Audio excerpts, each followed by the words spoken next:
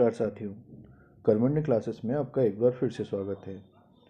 आज हम अपनी इस वेल्डर ट्रेड सीरीज़ के वीडियो में types of welding joint discuss करेंगे। तो चलिए दोस्तों शुरू करते हैं।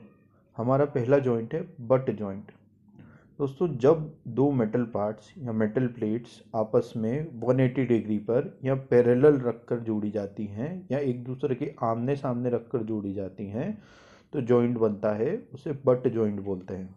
जैसा कि आप अपने डायग्राम में देख रहे हैं, यहाँ पे दो मेटल पार्ट्स को पैरेलल रखकर एक दूसरे के सामने रखकर जोड़ा गया है। दोस्तों, बट जॉइंट कई तरह के हो सकते हैं, जैसे single V, double V, single U, double U, single J, double J, और भी कई तरीके के होते हैं। टाइप ऑफ बट जॉइंट कैसा होगा ये डिपेंड करता है मेटल पार्ट्स की थिकनेस पर। जिन मेटल पार्ट्स को ज्वाइन करना है उनकी थिकनेस पर डिपेंड करता है कि आपका बट जॉइंट कौन सा होगा। अगर मैं उदाहरण के लिए आपको बताऊं, तो अगर आपकी मेटल पार्ट्स या मेटल प्लेट्स की थिकनेस 16 mm से ज़्यादा है तो जो बट जॉइंट बनता है वो डबल वी बट जॉइंट बनता है। और इस तरह के जो जॉइंट होते हैं, जैसे double V, single V, single U, double U, इस तरह के बट जॉइंट बनाने के लिए एज प्रिपेयर करने की आवश्यकता होती है। लेकिन अगर आप एज प्रिपेयर नहीं कर रहे हैं, एज प्रिपरेशन नहीं कर रहे हैं, तो जो जॉइंट बनता है उसे स्क्वायर बट जॉइंट बोलते हैं। ठीक है। इसका उपयोग है flanges, valves, equipments, pipes, tubes and other fitting work. इसमें जो इम्पॉर्टेंट है फ्रेंड्स, वो है पाइप्स और ट्यूब्स फिटिंग में जो है आप बट जॉइंट उपयोग करते हैं। और इसके साथ ही साथ जहाँ हैवी वर्क होता है मेटल पार्ट्स का, वेल्डेड मेटल पार्ट्स का, वहाँ पे आप बट जॉइंट यूज़ करते हैं। दूसरा है हमारा कॉर्नर जॉइंट।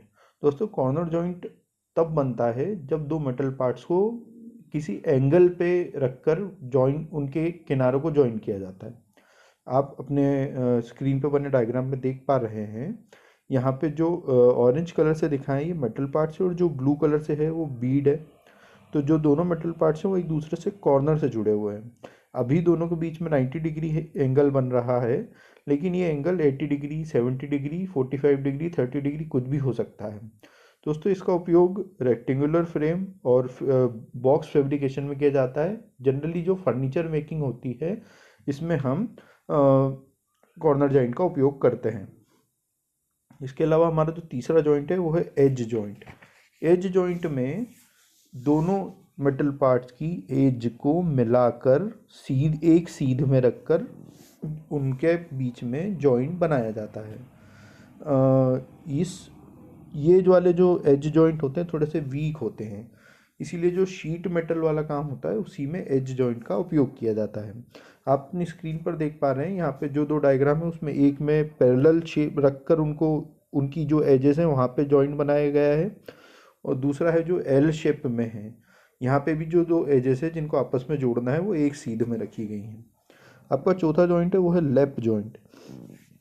जब दो मेटल शीट या मेटल पार्ट्स को एक दूसरे के ऊपर रखकर उनमें जॉइंट बनाया जाता है, उनके बीच में जॉइंट बनाया जाता है, तो उसे लैप जॉइंट कहते हैं। आप अपनी स्क्रीन पर देखेंगे, ये जो डायग्राम है लैप जॉइंट का है। इसका उपयोग temporary frame making, cabinet making, table making आदि में और ऑटोमोबाइल इंडस्ट्री में भी उपयोग किया जाता है। जैसे मैं उदाहरण दूं आपको, कि जो आपके व्हीकल के साइलेंसर होते हैं उसकी जो शीट मेटल जॉइनिंग होती है वो भी लैप जॉइंट ही बनता है। हमारा अगला जॉइंट है वो है टी जॉइंट।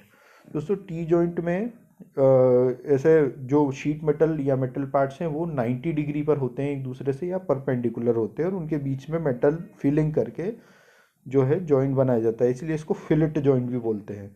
वैसे fillet joint, T joint, lap joint, edge joint, corner joint चारों में हो सकते हैं, लेकिन T joint mainly fillet joint में माना जाता है।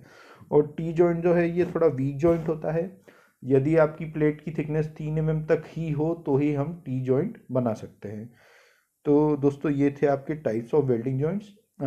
आने वाले वीडियो में हम वेल्डेड ट्रेड सीरीज़ के बारे में और जानेंगे।